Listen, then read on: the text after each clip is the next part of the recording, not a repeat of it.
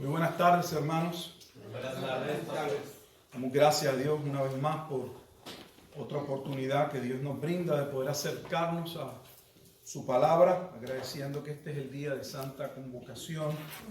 Abrimos nuestras Biblias en el Evangelio de Mateo, estamos en el capítulo 26 y vamos a finalizar lo que estuvimos hablando el domingo pasado con relación al nuevo pacto, y veremos también la porción para este día que se halla en Mateo capítulo 26 versículos 30 al 35, que tiene como perícopa o como encabezado o tema: Jesús anuncia la negación de Pedro. Una porción que también está de la mano del nuevo pacto, pues en esa porción que vamos a estar leyendo hay el cumplimiento de una profecía en extremo importante con relación a Zacarías capítulo 13. Vamos a leer Mateo capítulo 26 versículos 30 al 35 y lee así la palabra del Señor. Y cuando hubieron cantado el himno, salieron al monte de los olivos. Entonces Jesús les dijo: todos vosotros os escandalizaréis de mí esta noche, porque escrito está. Esa parte es importante, porque escrito está: heriré al pastor y las ovejas del rebaño serán dispersadas.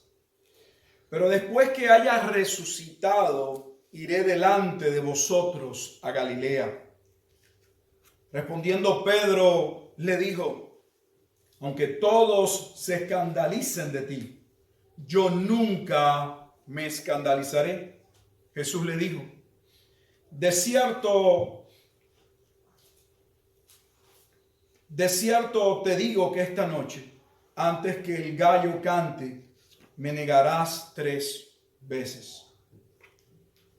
Pedro le dijo: aunque me sea necesario morir contigo, no te negaré.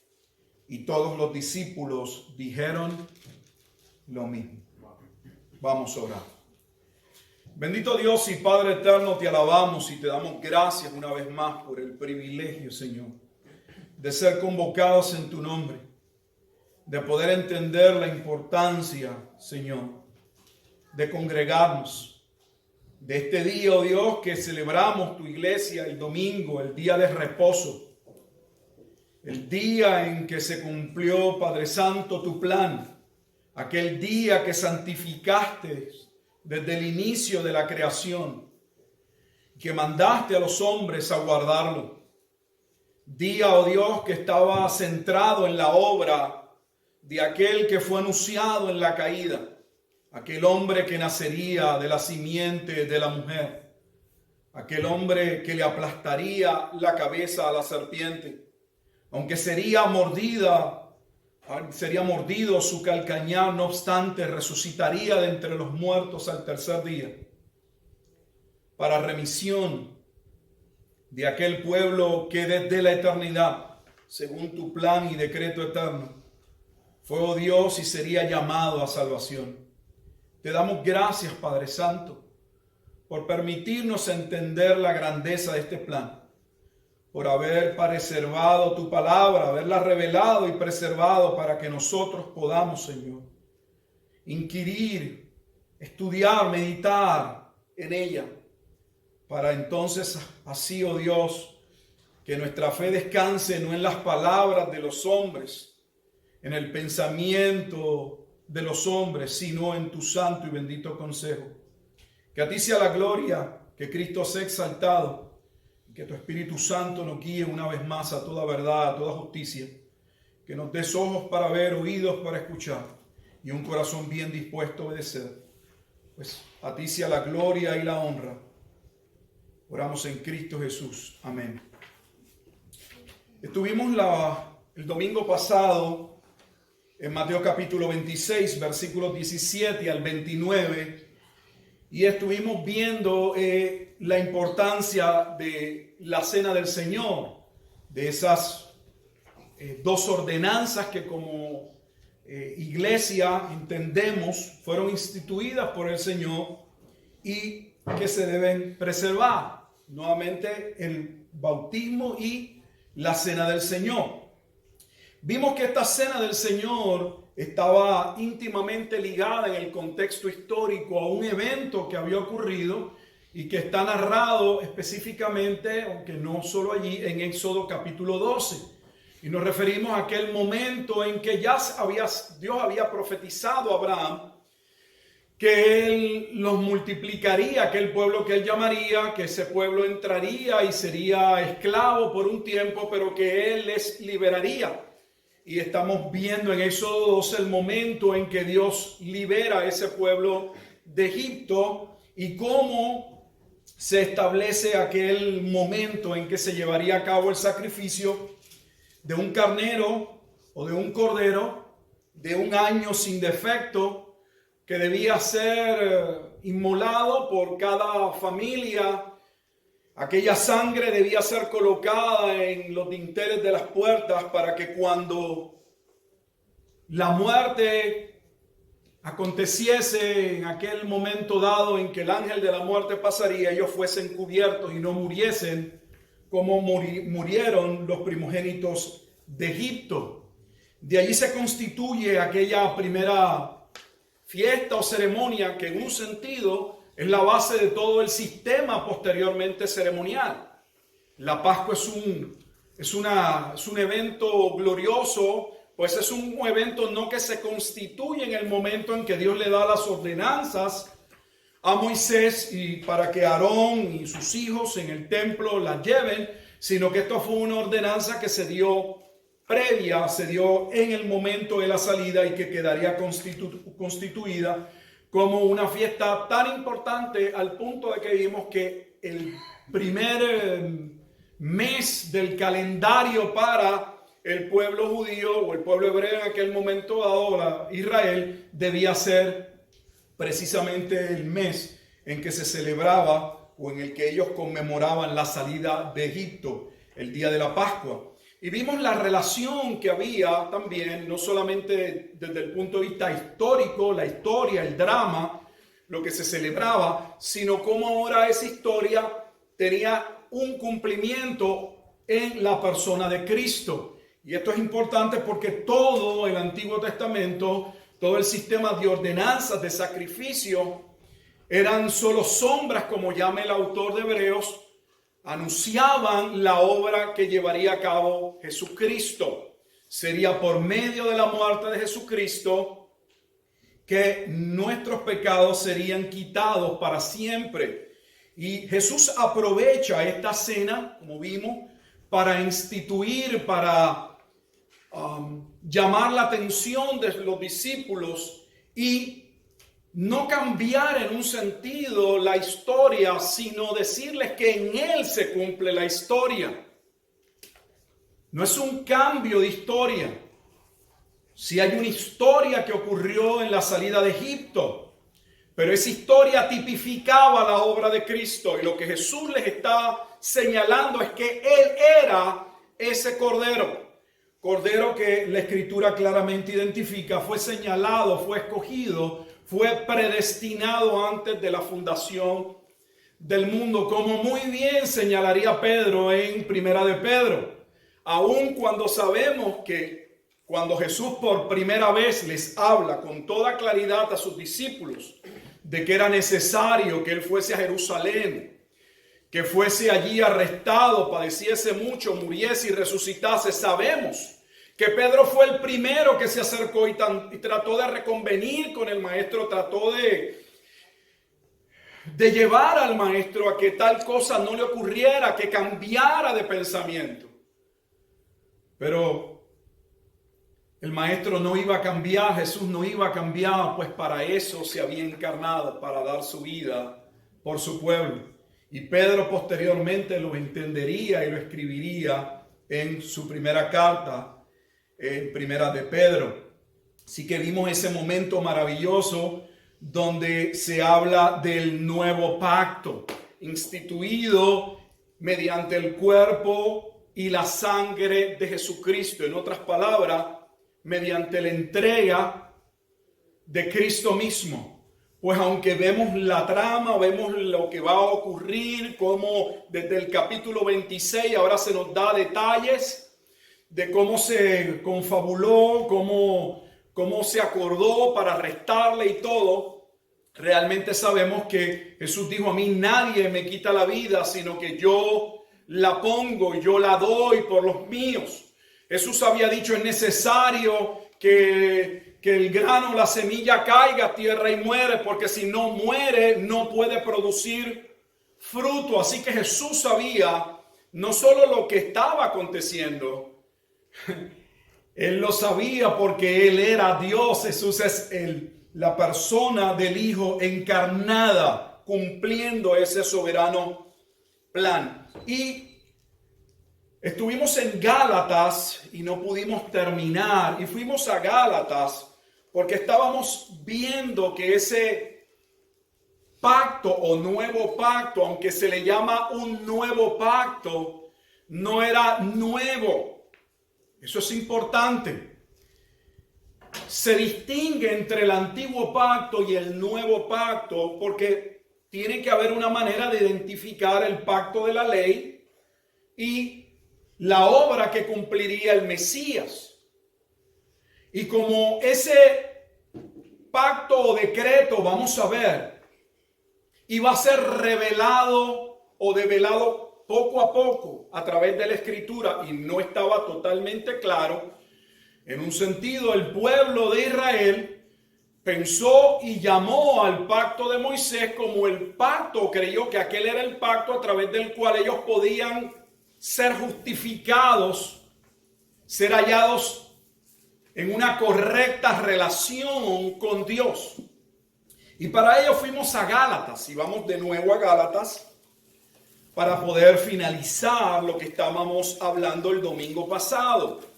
Porque posiblemente esta es la carta, o una de las porciones en la Escritura, que con mayor claridad se presenta este tema. Ya vimos desde Gálatas capítulo 3, versículo 6, que la salvación, que el pacto de redención, que la gracia siempre ha sido por medio de la fe. Esto es importante que lo entendamos. La salvación no es que en el pasado fue por medio de las obras y la fe. Había que obedecer estrictamente la ley y bueno, claro, creer en Dios y con ello éramos salvos. No, la salvación siempre ha sido por medio de la fe. Y vimos cómo Pablo en el capítulo 13, en el versículo 6, elabora ese tema, comenzando nuevamente en el versículo 6, donde nos lleva a Génesis capítulo 15, versículo 6, al momento en que se le declara a Abraham justificado, porque le había creído a Dios. Y eso se hace, vimos, para luego entonces mostrarnos que desde ese momento dado en que Abraham cree, ya él tenía y gozaba de plena salvación. Ya él era un hijo de la promesa. Él había creído la promesa y por medio de creer en la promesa ya él era salvo. Y que eso se dio de antemano. Y vimos cómo en Romanos capítulo 4, un pasaje en un sentido paralelo, cubre más o menos el mismo tema, se le da o se le otorga o se le demanda a Abraham que lleve a cabo la circuncisión como una señal de la salvación que ya había obtenido por medio de la fe. Y Pablo dice en Romanos capítulo 4 que la circuncisión vino posterior nuevamente para mostrar que la salvación es por la fe, pero también para dejar claro que Abraham sería padre. Habría un testimonio escrito de antemano que al momento de ser constatado o escrito no sería entendido con toda claridad, pero que por medio de la revelación del Nuevo Testamento entraríamos en un entendimiento completo de que la circuncisión fue posterior para que Abraham fuese padre tanto de incircuncisos como él lo fue en la salvación, y padre de los circuncisos. En otras palabras, que en Abraham serían salvos de todas las familias de la tierra, entiéndase, circuncisos con relación a los judíos e incircuncisos con relación o para mencionar o denotar los gentiles. Aquí en Gálatas capítulo 3 se nos dice que él fue nuevamente Abraham, salvo, justificado por la fe. En el versículo 10 en adelante se nos dice por qué debía ser de esa manera. Y nos dice el versículo 10, porque todos los que dependen de las obras de la ley están bajo maldición. Y la razón es que por medio de la ley nadie puede ser salvo. Cualquier hombre que trate de ser salvo por medio de la ley, lo que se va a encontrar es bajo maldición. Dice, ¿por qué? Lo dice, pues escrito está, maldito todo aquel que no permaneciere en todas las cosas escritas en el libro de la ley para hacerlas. ¿Por qué? Porque la ley demandaba una obediencia absoluta. No había una curva o un porcentaje como a veces en la escuela cuando un maestro da algún examen, alguna prueba y el grupo no sale bien. A veces el maestro baja el porcentaje para tratar de ayudar a los estudiantes a que no salgan mal. Con la ley no se podía hacer eso. Había que cumplirla totalmente.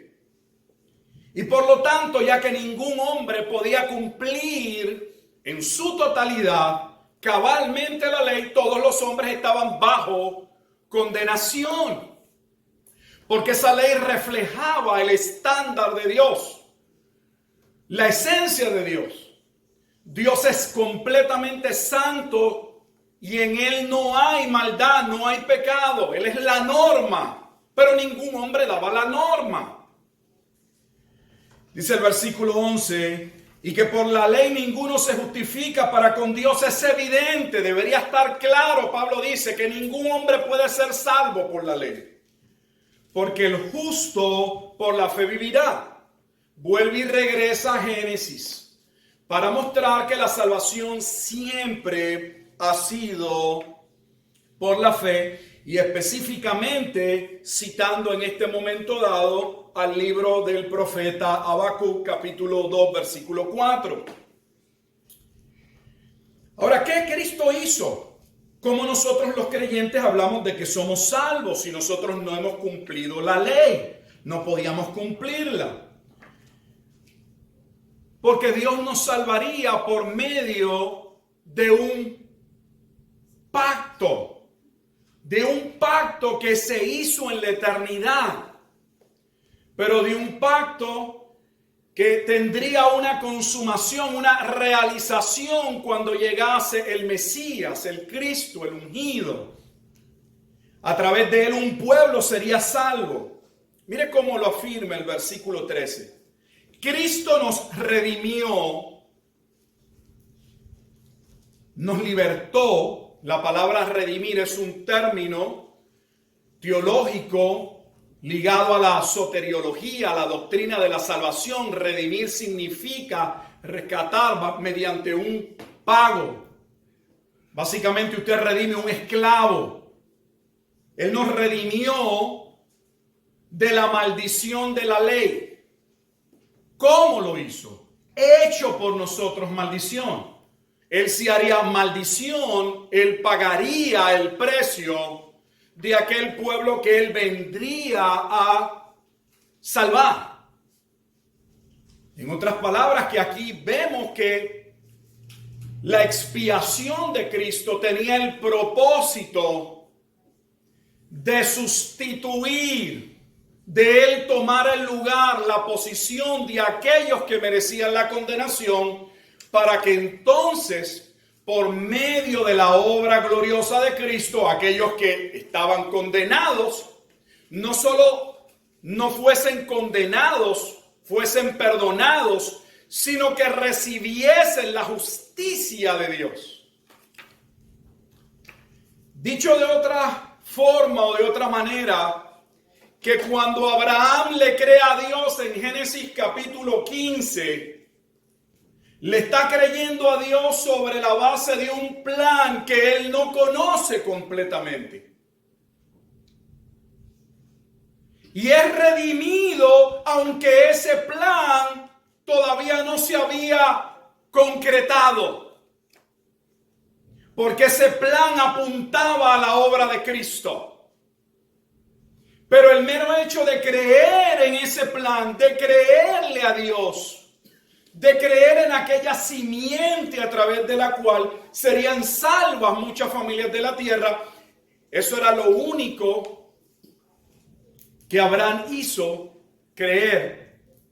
Y vemos que la Escritura dice que ese creer ni tan siquiera es parte nuestra, sino que es un don en la salvación, según Efesios, con el cual recibimos las bendiciones de ese pacto. Así que Jesús se hace maldición por su pueblo, porque está escrito: maldito todo aquel que es colgado en un madero. ¿Para qué? Lo dice el versículo 14. Para que en Cristo Jesús la bendición de Abraham, o sea, la promesa de Abraham, lo que Dios le había hablado a Abraham, alcanzase a los gentiles. O sea, Dios lo hizo de esa manera para que también los gentiles que Él salvaría participasen de ese plan, a fin de que por la fe recibiésemos la promesa del Espíritu. Dice: hermanos, hablo en términos humanos. Y ahora viene la parte que no pudimos entrar. Un pacto, aunque sea de hombre, una vez ratificado, nadie lo invalida ni le añade. Observe que antes de entrar a la cuestión del pacto de salvación o el pacto de redención, trae a la memoria de ellos, o lo lleva y les dice: ustedes saben que cuando se entra en un pacto, aun cuando sea un pacto entre los hombres de manera humana, una vez ese pacto se ratifica, se confirma, y ese pacto no puede ser ¿qué? Cambiado, abrogado. Vaya el pensamiento. O sea, que una vez se hace un pacto y ese pacto se confirma, para los efectos, ese pacto no puede ser ¿qué? Cambiado. Ahora mire lo que dice. Continúa el versículo 16. Ahora bien, a Abraham fueron hechas las promesas y a su simiente. O sea, Abraham recibió esa promesa que descansábamos, vamos a ver, en la simiente y a su simiente. No dice ya las simientes como si hablase de muchos, sino como de uno, y tu simiente, la cual es Cristo. Ya lo vimos el domingo pasado, que entonces que Gálatas capítulo 3, versículo 16, está interpretando Génesis capítulo 12, versículo 3 y 7, cuando se hablaba de la bendición con la cual muchas familias de la tierra serían alcanzadas. Esas familias de la tierra serían alcanzadas ¿por medio de quién? De Cristo. Cristo está en aquella cena para cumplir ese pacto. Cuando Abraham recibe la promesa, él todavía no entiende completamente cómo ese pacto se va a cumplir. Solo se le dice que por medio de la simiente muchos serían salvos. Pero ¿qué tendría que hacer esa simiente? ¿Quién sería la simiente? ¿Qué haría para que muchos fueran salvos? Eso es lo que estamos viendo. Cristo tendría que dar su vida. Él tendría que vivir una vida perfecta, santa. Él tendría que ser el cordero inmolado, sin pecado, para poder sustituir, para tomar sobre sí el castigo, el pecado del pueblo. Isaías 53. Para que una vez Él, mediante su muerte, nos redimiese, nos perdonase, alcanzásemos justificación, total perdón, pudiésemos entonces ser ¿qué? Salvos. Ahora bien, a Abraham fueron hechas las promesas y a su simiente, no dice a la simiente como si hablase de muchos, sino como de uno, y a tu simiente, la cual es Cristo. Esto pues digo, el pacto previamente ratificado por Dios para con Cristo, el pacto que fue ratificado por ¿quién? El pacto era sobre ¿qué persona? ¿Quién cumpliría el pacto? Cristo. La ley, que es lo que llamamos el antiguo pacto, que sería sustituido por el nuevo pacto. Observe que aquí la ley se va a poner como algo que nunca tuvo el propósito de cambiar lo que ya se había establecido en el primer pacto. O sea, que la salvación siempre sería en Cristo por medio de la fe. Mire cómo lo va a decir. Esto pues digo, el pacto previamente ratificado por Dios para con Cristo. Observe una vez más, note que el pacto es entre Dios y Cristo. Abraham no hace nada, no participa de ese pacto. Él solamente por la gracia de Dios es llamado a ser salvo, porque él es uno de aquellos que en ese decreto de salvación fue escogido para ello. El pacto previamente ratificado por Dios para con Cristo, la ley que vino 430 años después. ¿Qué vino primero? Es obvio. Lo que Pablo está diciendo es, ¿qué es primero? ¿Qué fue primero? ¿Fue primero la promesa de Dios a Abraham o fue primero la ley que vino con Moisés? Todo el mundo sabía, no era nada difícil. Todo el mundo sabía que Abraham obviamente fue primero que Moisés. ¿Por qué hace esto? Mire lo que va a decir. La ley que vino 430 años después no lo abroga. No lo podía cambiar para invalidar la promesa. En otras palabras, que la salvación siempre fue dada como una gracia. El evangelio, las buenas noticias, la promesa a través de la cual muchos serían salvos por medio de algo que Dios mismo haría. Y que sabemos que eso que Dios haría, según esa primera afirmación que se da sobre el evangelio en el capítulo 3 de Génesis, versículo 15, sería a través de un hombre que nacería de la simiente de la mujer. Ese hombre es Cristo.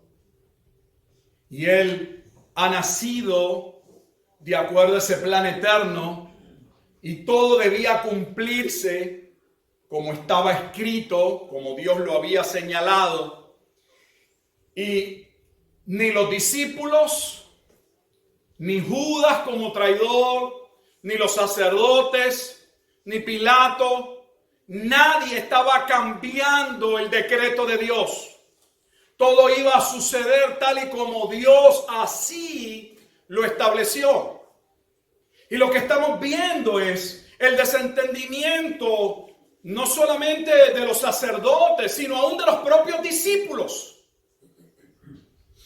que debían estar en un sentido confundidos, porque Jesús les había dicho claramente que Él debía morir, que esa ejecución sería en Jerusalén, que los principales líderes religiosos estarían envueltos. Pero ellos no tenían conciencia, entendimiento de que ellos abandonarían al maestro. De que uno de ellos sería quien le habría de entregar.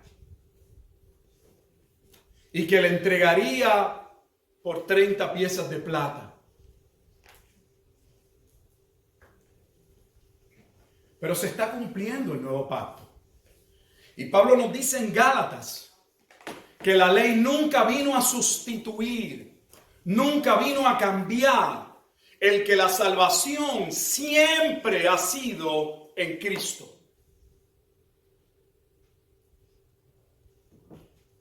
¿Cómo pudo haber sido salvo Abraham si no existía ley? ¿Qué ley cumpliría Abraham para ser salvo?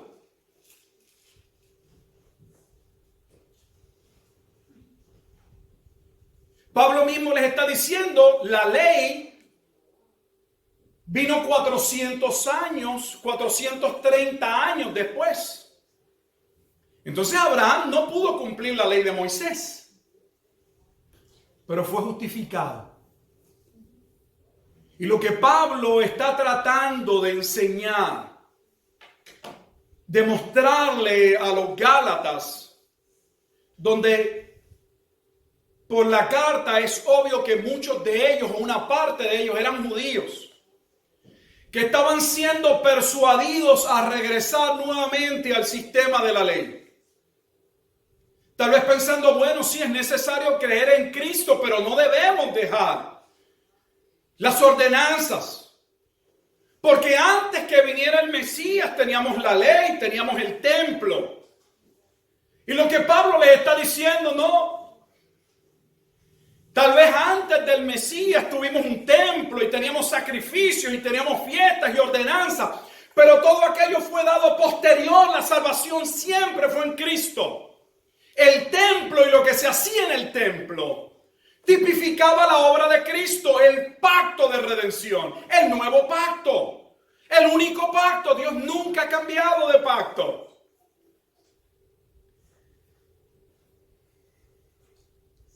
Del versículo 19 en adelante se va a establecer en Gálatas capítulo 3 cuál sería entonces el propósito de la ley. Y era claro, alguien podría preguntar, bueno, ¿para qué entonces si la salvación nunca ha sido por la ley? ¿Para qué Dios nos dio una ley? Y Pablo resume que el propósito primordial de la ley era confrontarnos con nuestra naturaleza pecaminosa. Y en ese proceso, según la gracia de Dios, a los que Él llamaría a la fe, llevarlos a entender que debían arrepentirse y creer en Cristo, la simiente por medio de la cual Abraham había sido salvo. Y esa simiente se le dio nombre en Gálatas 3:16, es Cristo. Versículo 22 dice, la Escritura lo encerró todo bajo pecado, para que la promesa que es por la fe en Cristo fuese dada a los creyentes. Así que la ley tenía el propósito no de alejarnos de Cristo, sino de conducirnos a Cristo. Por eso es presentado como el ayo o el esclavo que conduce, que guía a este menor hasta que llega a su madurez. Mire cómo lo dice claramente el versículo 24. De manera que la ley ha sido nuestro ayo. El ayo era un esclavo. Que no todo el mundo disponía de ese tipo de esclavo, pero era un esclavo al que se le delegaba la responsabilidad de velar por el cuidado de un hijo. Y por lo general no eran cualquier esclavo. No eran esclavos solo que lo protegían de, no sé, de algún accidente. Algunos de estos esclavos eran prisioneros y eran hombres entendidos. Eran prisioneros, pero eran hombres muchas veces educados. Y se les pedía a estos hombres que velasen, que cuidasen. Y algunos de ellos podían hasta participar en cierto sentido en algún proceso de instrucción. Obviamente no en torno a la ley, sino eran judíos. Dice, de manera que la ley ha sido nuestro ayo para llevarnos a Cristo a fin con el propósito de que fuésemos justificados, perdonados por la fe. Pablo resume ese pacto y nos dice quiénes son herederos de ese pacto en el versículo 29. Y si vosotros sois de Cristo, si estáis en Cristo, si habéis creído en Cristo en el contexto, ciertamente, linaje de Abraham sois y herederos según la promesa. Y ya habíamos dicho que esos herederos no lo eran por sangre, o sea que no eran todos los judíos, sino solo los judíos que como Abraham creyeron. Pero no serían tampoco solo los judíos que creyeron. También eran hijos de Abraham todos los gentiles que creyeron. Entonces, ¿cuántos pueblos Dios tiene? Un solo pueblo. Un solo pueblo que representa a todos aquellos que han creído en la promesa para salvación, teniendo como cumplimiento fuente de dicha promesa a Cristo como aquel que se dio, como el cordero que moriría por ellos, que en la cruz cargaría sobre sí el pecado de ellos y a través del cual ellos recibirían la liberación, el perdón de los pecados, la vida eterna. Todo esto es importante porque esto es lo que estamos viendo en la Pascua. Vaya conmigo a Hebreos, la carta a los Hebreos.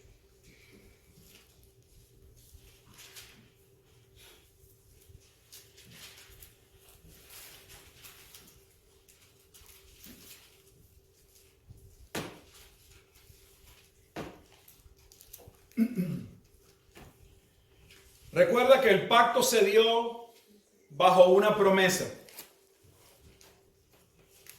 Dios comparte esta promesa de salvación a Abraham y le dice que por haber creído en esa promesa él sería salvo.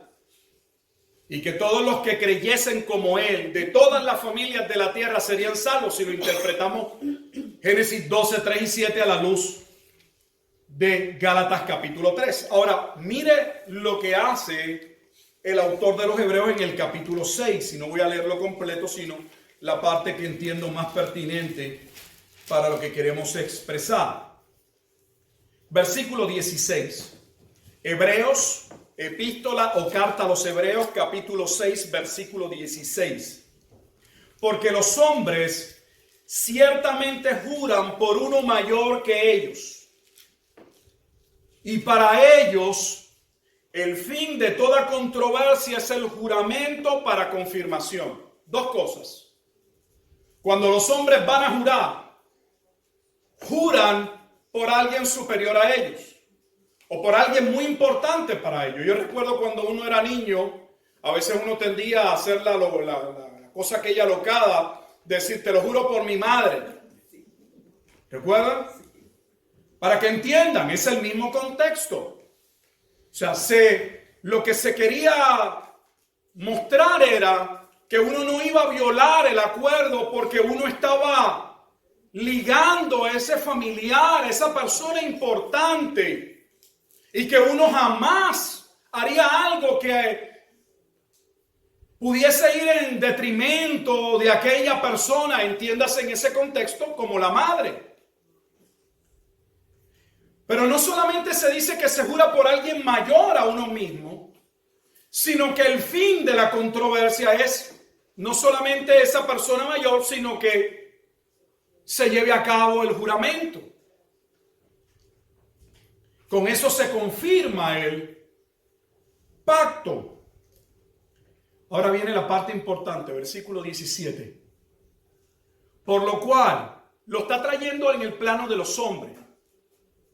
Por lo cual, queriendo Dios mostrar, por lo cual, queriendo Dios mostrar abundantemente, observe a los herederos. Los herederos, no dice a todo el mundo. Si todo el mundo estuviese, no había ninguna razón de especificar los herederos. Hello. Si Cristo muere por todos los hombres, si Él carga el pecado de todos los hombres, si Él redime a todos los hombres deben venir a salvación. Pero aquí dice, por lo cual queriendo Dios mostrar más abundantemente a los herederos, a los que iban a heredar. Y aquí esa herencia tiene que ver con salvación. Los herederos de la promesa, la inmutabilidad de su consejo, la inmutabilidad de su consejo. Ni los líderes religiosos entienden en el capítulo 26, aún la adoración que se lleva a cabo en casa de Simón el leproso, donde María ofrece el perfume, que ciertamente fue un acto de adoración, pero quien tuvo que decir lo que se estaba cumpliendo fue Cristo. Porque ella ni entiende completamente lo que está haciendo, pero Dios sí sabe lo que hace. Porque su consejo es inmutable. Dios no es como nosotros. Nuestro conocimiento es parcial, limitado. Y podemos hacer una aseveración en un momento dado y luego cambiar. ¿Por qué? Porque no lo sabemos todo. Porque en un momento dado, de acuerdo a la información que teníamos, tuvimos un criterio. Pero luego podemos ser expuestos a que esa información era incorrecta. O a datos que no teníamos sobre ese mismo tema y luego ¿qué? Cambiar. Pero Dios no cambia. Porque todo se hace teniendo todo en cuenta. Dios no aprende. Tú y yo aprendemos. Así que para que su consejo inmutable, que no cambia, para que ese consejo para nosotros fuese seguro, interpuso juramento. Oh, vaya viendo, hermano. Dios traza un plan de redención o de salvación. Ese plan tiene el objetivo de salvar un pueblo, entiéndase la iglesia. Esa iglesia va a ser salva por medio de la compra o la redención que haría Cristo mediante su muerte. Dios tenía que jurar eso. Dios tiene que jurarnos que así lo haría. Pero lo dijo y juró. ¿Por qué? Porque podría cambiar, porque podría violarlo, para que nosotros tuviésemos pruebas si él cambiaba. No, dice, para que para nosotros fuese seguro. Lo hizo para que nuestro entendimiento de cómo nosotros aceptamos, pudiésemos ver que la promesa, que lo que él estaba señalando, diciendo, era algo que nunca iba a cambiar. Mire lo que va a decir ahora. Versículo 18. Para que por dos cosas inmutables, o sea, que no cambian, en las cuales es imposible que Dios mienta. ¿Por qué le pedimos a alguien que haga un juramento? Porque no queremos que luego nos diga, no, eso yo no lo estipulé, eso no estaba en el contrato, yo me arrepentí. Es que cuando yo lo dije, yo recuerdo que en nuestro tiempo, yo no sé ni por qué razón, tiene que tener una razón, doblamos los dedos y nos poníamos detrás y decían, no, yo tenía mis dedos, O sea que estábamos mintiendo, estábamos hablando con la boca, pero a la vez era una mentira porque no nos estábamos comprometiendo. Pero Dios no miente. Dios no está jugando con nosotros. Dios nos está comunicando la seguridad de lo que Él, de su consejo de salvación, en el cual Dios no miente, para que tengamos, ¿quiénes? Nosotros, los hombres, los que somos salvos, tengamos un fortísimo consuelo, los que hemos acudido para asirnos de la esperanza puesta delante de nosotros, o sea, los que hemos creído en Cristo. Qué triste que una gran cantidad de creyentes no tienen seguridad de salvación, porque su salvación descansa en obras. No entienden que descansa únicamente en Cristo.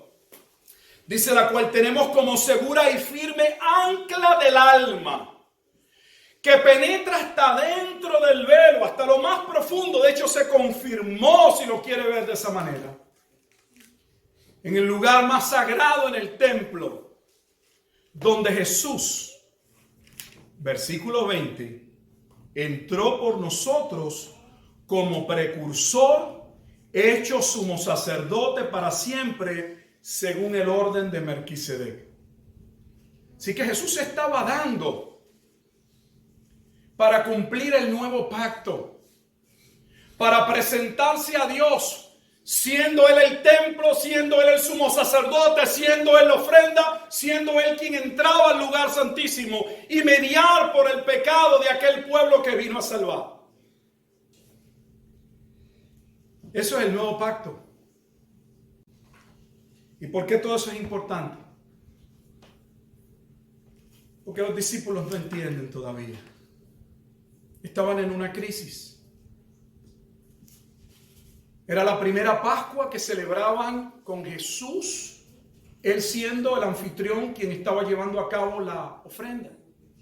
Y ya especificamos en el sermón pasado que la Biblia registra al menos 3 Pascuas, y de esas 3 Pascuas es que se establece que el ministerio de Jesús duró aproximadamente de 3 años a 3 años y medio. Pero esta última Pascua, Jesús es quien la prepara. Y la prepara porque esa Pascua representa el pacto de redención preparado antes de la fundación del mundo. Él solo les dice a los discípulos, les comunica los preparativos. Vayan a tal aldea y se van a encontrar un hombre. Díganle que el maestro necesita el lugar para celebrar la Pascua. Él lo había hecho todo, porque Él era la Pascua. Él era el Cordero Pascual. En esa cena sabemos que Jesús anunciaría que le iban a traicionar. Y vimos cómo ante toda la evidencia y todo lo que se dio, Judas no cambió. No cambió porque nunca había sido salvo. Sus discípulos estaban confusos, aún así Jesús siguió la cena. Y cuando terminaron la cena y Jesús declara aquello que todavía ellos no tienen un entendimiento completo. Y cuando hubieron cantado el himno, salieron al monte de los olivos. El mismo monte de los olivos que en Zacarías capítulo 14 habla de que el valle se partiría en 2.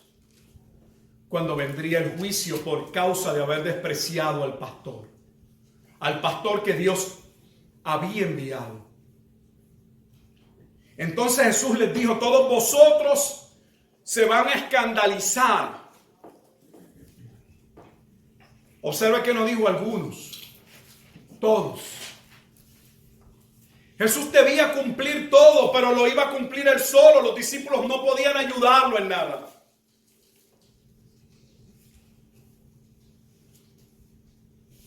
Porque escrito está, heriría al pastor y las ovejas del rebaño serán dispersas.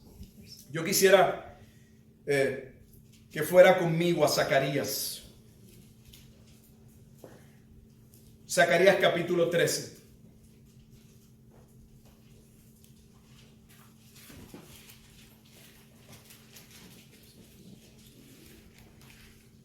Zacarías capítulo 13.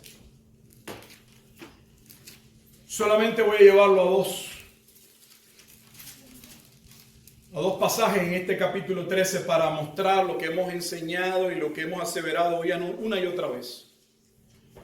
Que cuando la Biblia hablaba del cumplimiento de ese nuevo pacto, de la obra que haría el Mesías sería quien cumpliría el nuevo pacto, siempre estaba ligada a una promesa de salvación para unos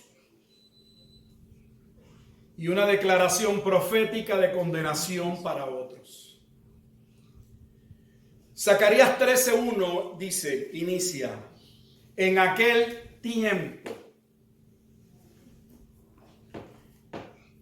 Para aquellos que tengan algún conocimiento, en el capítulo 12, Zacarías 12, es el capítulo que se menciona en Apocalipsis capítulo 1, versículo 7, cuando dice que vendría un juicio y lo mirarían todas aquellas tribus de la tierra. Era el cumplimiento de Zacarías capítulo 12. Ese es el contexto que antecede a lo que vamos a leer, donde es citado como el momento en que ellos habían despreciado al Mesías, lo habían crucificado, lo crucificarían. Sin embargo, mire lo que dice, en aquel tiempo habrá un manantial abierto para la casa de David. ¿Quién es la casa de David? No solo habla del cumplimiento de la promesa hecha a David, sino que la casa de David era Judá. Para los habitantes de Jerusalén, para la purificación del pecado y de las inmundicias. Zacarías 12 finaliza declarando el momento en que aquel pastor que Dios enviaría a redimir sería condenado, lo traspasarían. Vendría un lamento ante el juicio que se acercaba. Pero mientras se habla de juicio, a la vez se dice que por medio de la muerte de aquel que traspasaron, abrió un manantial abierto de gracia. Ese manantial es Cristo. ¿Un manantial para qué? Para la purificación del pecado y de la inmundicia. Se nos dice el capítulo 13, 2, hasta el versículo 6, la condición en la que vivía el pueblo. Tenían imágenes por todos lados, adoraban diferentes cosas y tenían falsos profetas que lejos de guiarlos a la palabra de Dios, los alejaban de la palabra de Dios. Se hablaba la palabra de Dios como hoy, pero la interpretación mundana, pagana. Pero mira lo que dice el 7, 13:7, y aquí viene el contexto. Levántate, oh espada, contra el pastor y contra el hombre compañero mío, dice Jehová de los ejércitos. Heriré al pastor y serán dispersas las ovejas. Y haré volver mi mano contra los pequeñitos. Y acontecerá en toda la tierra, dice Jehová, que las 2/3 partes serán cortadas en ella. Y se perderán, mas la 1/3 quedará en ella. 2/3 partes vendrían a juicio. 1/3 parte hallaría gracia. Jesús está muriendo, Él es el Cordero Pascual. Los discípulos no entienden que por la misericordia de Dios ellos son parte de esa 1/3 parte. Que por gracia sería llamada y el pastor, el verdadero pastor, Cristo, les pastorearía. Porque Él daría su vida por sus ovejas. Pero ellos no entienden. No entienden. Y Pedro, cuando Jesús les dice lo que va a estar pronto a suceder, Es más dramático si lo vemos en Lucas. Vamos a leer este momento en Lucas y terminamos. Es más dramático. Lucas 22, 31. Preste atención.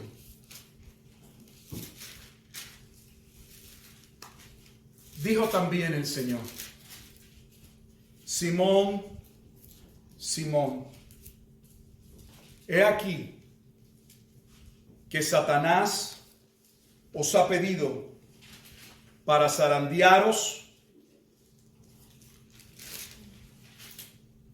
como a trigo. El trigo obviamente se zarandeaba, se agitaba para que quedase, se fuera la pajilla, quedase el trigo. Y se está usando para decirle a Pedro que el diablo iba a buscar la manera. Había señalado aquel tiempo. Aquel tiempo le era propicio al diablo para sacudir violentamente la vida de sus discípulos. Pero mira el versículo 32. Pero yo he rogado por ti. Pero yo he rogado por ti. Jesús le pediría a Pedro, a Jacobo y a Juan que lo acompañasen en su oración antes de dar su vida. Salen de la cena de la Pascua y se dirigen hacia el Getsemaní. Se dirigen a aquel momento dado donde hallarían un reposo y Jesús se apartaría y le pediría a 3 de ellos que le acompañasen en oración. Pedro sería uno de ellos. Y cada vez que Jesús se levantó a ver si estaban orando con él, todos estaban durmiendo. Sin embargo, el que habría de morir por ellos estaba orando por ellos. Yo he rogado por ti. Que tu fe no falte. ¿Quién sostiene la fe de los creyentes? ¿De dónde proviene la fe de los creyentes? ¿Puede caer completamente la fe de los creyentes?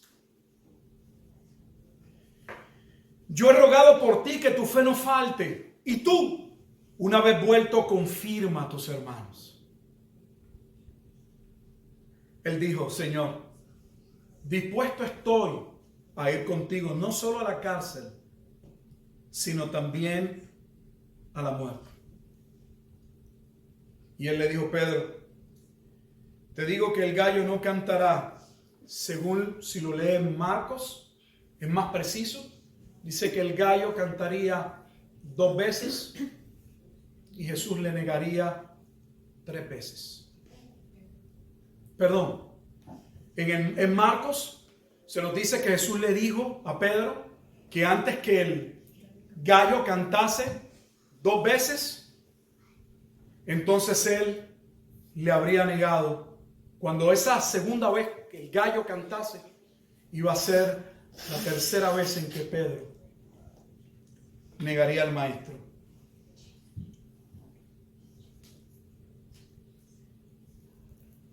¿Por qué esto es importante? Porque la obra que Jesús vino a hacer, la obra que Mateo capítulo 26 hemos leído, se va desarrollando con relación a la muerte de Cristo, iría de acuerdo al soberano plan de Dios, tal y como fue escrito. Nosotros solo por la gracia de Dios, los que hemos creído, pasamos a ser parte del impacto de esa promesa que sería consumada en la obra de Cristo. En un momento dado en Génesis, luego que Abraham le cree a Dios, Posteriormente se da la circuncisión. Abraham va a tener un sueño. Y en ese sueño, Abraham solo va a participar viendo cómo Dios mismo llevaba a cabo un pacto y se hacía a cabo un sacrificio del cual él no participaba, solo él sería un vidente en ese sentido. Y aquel pacto confirmaba la grandeza de aquel soberano plan de salvación que se estaba cumpliendo, que estaba a horas Jesús por darse,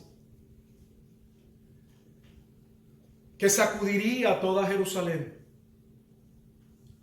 que tenía el liderato religioso a expectativas, que había llevado a un discípulo a traicionar a Jesús, que sacudiría al resto de los discípulos. Sin embargo, la obra de Cristo es tan suficiente y tan gloriosa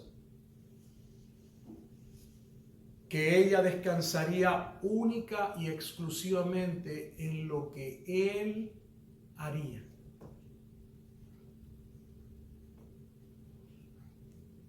Pedro quiso en aquel momento ayudar al maestro. Los discípulos se nos dice que también se le unieron al reclamo de Pedro. Pero todos ellos se apartarían, porque en el momento de la verdad, el plan de Dios debía ser concretado. Y nada ni nadie podría añadirle para que entonces nadie tuviese mérito. Y toda la gloria y toda la honra de la salvación descansasen única y exclusivamente en aquel Cordero Pascual. Sería por medio de la entrega de Cristo, todavía no entendida realmente por sus discípulos, que ellos serían salvos. Ellos querían salvarlo a Él.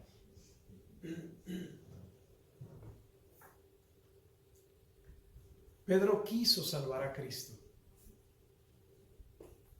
pero Cristo no necesita ser salvo.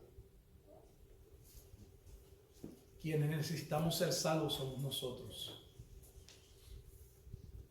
Fue por nosotros los que Él determinó desde antes de la fundación del mundo que Él vino a dar su vida. Y observe que en cada detalle, no solo de la cena, sino aún Jesús se antepuso a decirle a Pedro: mira, tú estás diciendo lo que estás diciendo, pero no entiendes. El diablo está detrás también de todo este asunto. Ya lo había hecho con Judas. Dice que primero había puesto en el corazón de Judas y luego dice que entró en Judas. Tienes por un lado al diablo pensando que va a destruir la vida de Cristo. Tienes al liderato religioso pensando: ahora sí que nos vamos a deshacer de este falsante. Tienes unos discípulos desentendidos. Pero mientras tú ves todo ese drama y todo lo que va ocurriendo, la obra de Cristo se va consumando para lograr el propósito por el cual ella fue establecida antes de la fundación del mundo. Pedro no podía ayudar a Cristo. Sería Cristo quien le sostendría. Dios nos ayude a poder entender, discernir la obra de la salvación y a poder ser agradecidos por lo que Dios ha hecho. Y ojalá que como Pedro, cuando entendamos nuestra insensatez, nuestra necedad, podamos comprender nuestras palabras huecas y vacías, con promesas que hacemos y no cumplimos. Podamos llegar a un proceso de reflexión como lo hizo Pedro, y llorar con amargura al reconocer nuestro pecado, pero a la vez con gozo al entender que precisamente por ese estado caído en el que nos encontramos, por lo desentendido que éramos, porque nada podíamos hacer para salvarnos, precisamente por eso Cristo lo hizo todo. Y lo que hizo es seguro. Que Dios nos ayude. Vamos a orar. Padre, te damos gracias en esta tarde. Gracias por ese plan glorioso. Gracias por ese Cordero Pascual. Gracias por ese momento en que podemos sentarnos a la mesa y ahora sostener esa copa y ese pedazo de pan y mirar no solo a alguien que murió en la cruz, sino mirar ese glorioso plan, esa sabiduría inmutable, ese consejo inmutable, predestinado antes de la fundación del mundo, a través del cual seríamos amados en Cristo, completamente perdonados en Él. Que nuestra fe, oh Dios, y nuestra esperanza sean únicamente en Cristo. Que a Él sea la gloria. Y que la mejor manera, Señor, de agradecer sea en una vida de obediencia, de sujeción, de entrega. Te damos pues gracias en Cristo Jesús, Señor nuestro, en quien oramos. Amén.